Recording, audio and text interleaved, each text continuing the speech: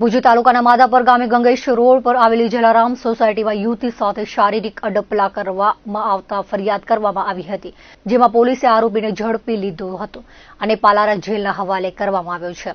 આ બનાવમાં રહસ્યમય ખુલાસા થયા હતા। આરોપી વિશાલ ચંદુલાલ મહારાજ મૂળ બાગનો છે અને માધાપરમાં રહેતો હતો અને ભુવાની વિધિ કરતો હતો। ભોગ બનનાર દીકરી અને માતાને ખબર પડતા તેઓ ઘરમાં રહેલી મેડિકલની તકલીફ માટે ગયા હતા, ત્યારે આરોપીએ પ્રથમ વિશ્વાસ કેળવી બાદમાં ભોગ બનનાર યુવતીની માતાને વિધિ માટે તમારી દીકરીને એકલી મૂકી જવી પડશે તેવું કહ્યું હતું। દરમિયાન રૂમમાં લઈ જઈને સ્પ્રે છાંટી યુવતી અર્ધબેભાન થઈ ગઈ હતી, ત્યારે તેની સાથે શારીરિક અડપલા કરવાનો પ્રયાસ કરવામાં આવ્યો હતો।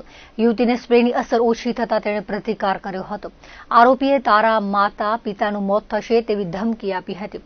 બનાવ અંગે માધાપર પોલીસ સ્ટેશને ફરિયાદ નોંધાતા પોલીસે આરોપીને ઝડપી પાડ્યો હતો। તેની પૂછપરછ કરતા તે ક્રાઇમ પેટ્રોલ જોઈને આવું કરવાનું શીખ્યું હોવાની કબૂલાત આપી હતી। તેને પાલારા જેલ હવાલે કરવામાં આવ્યો છે। પોલીસ દ્વારા અપીલ કરવામાં આવી છે કે આ શખ્સ દ્વારા કોઈની સાથે કોઈ પણ જાતની આવી ઘટનાને અંજામ આપવામાં આવ્યો હોય તો ભોગગ્રસ્તો આગળ આવે, તેમનું નામ ગુપ્ત રાખી આવા શખ્સો સામે કાયદાકીય પગલાં ભરવામાં આવશે અને અંધશ્રદ્ધાથી દૂર રહેવા માટે અપીલ કરવામાં આવી હતી। ફરિયાદી બેન માધાપર પોલીસ સ્ટેશનમાં આવી અને પોતાની સાથે બનેલ બનાવ બાબતે જણાવેલ કે માધાપર ખાતે જ વિશાલ મહારાજ તરીકે એક વ્યક્તિ જે રહે છે જલારામ સોસાયટીમાં, એમની પાસે આમને ઘરે થોડીક બીમારી ચાલતી હતી અને નડતર જેવું હતું એવો એમને શક હતો। એટલે આ વિશાલ મહારાજ તાંત્રિક વિધિ કરે છે એટલે એમની પાસે ગયા અને વિશાલ મહારાજે એમને સંમોહન કરી અને અર્ધ બેભાન અવસ્થામાં તેમના કપડાં ઉતારવાની કોશિશ કરતા બેનને ખ્યાલ આવી જતા બેન ત્યાંથી એના મધર સાથે અને બીજા બે બેન હતા એમની સાથે નીકળી ગયા હતા અને ઘરે આવીને એમના મધરને આખી વાત કરતા તેઓ પોલીસ સ્ટેશને આવી અને પોતાની ફરિયાદ આપેલ।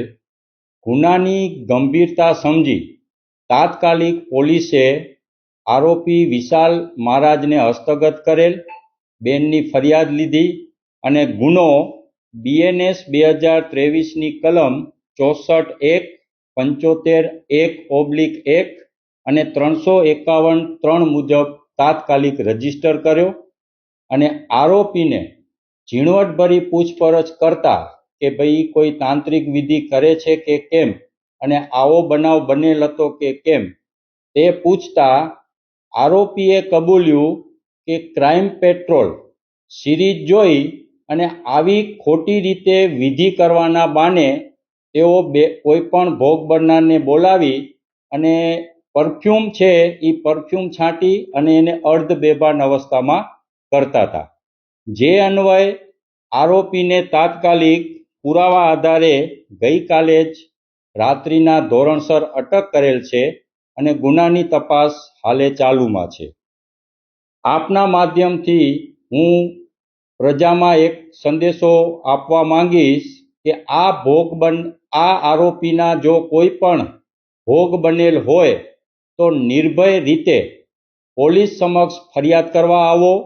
અમે તમારી ફરિયાદ લેશું, તમારું નામ પણ ગુપ્ત રાખશું અને આના વિરુદ્ધ કાયદેસર કાર્યવાહી કરશું। આ સિવાય એક બીજી પણ હું આપના માધ્યમથી અપીલ કરીશ કે મહેરબાની કરી કોઈ પણ વ્યક્તિ અંધશ્રદ્ધામાં આવે નહીં અને આવા તાંત્રિકો જે ખોટી રીતે કોઈને ભરમાવે છે એનામાં ભરમાય નહીં એવી હું અપીલ કરવા માંગુ છું।